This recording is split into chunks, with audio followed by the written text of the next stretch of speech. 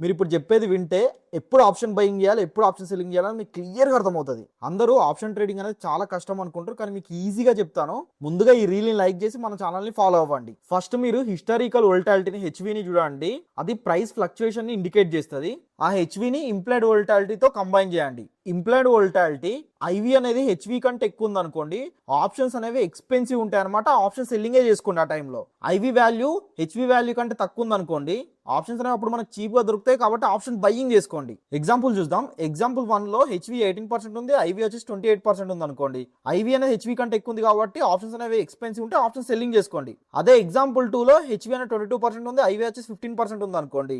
IV value వచ్చేసి HV కంటే తక్కువ ఉంది కాబట్టి అప్పుడు ఆప్షన్స్ అనేవి చీప్ గా ఉంటాయి, మీరు ఆప్షన్ బయ్యింగ్ చేసుకోవచ్చు. ఈ హెచ్వి వాల్యూను ఐవి వాల్యూ మనం చార్ట్ మీద ఎలా చూడాలి, ఎంట్రీ తీసుకున్నప్పుడు ఎగ్జాక్ట్లీ బయింగ్ చేయాలా సెల్లింగ్ చేయాలా అని నేను ఒక పీడిఎఫ్ అనేది క్రియేట్ చేశాను.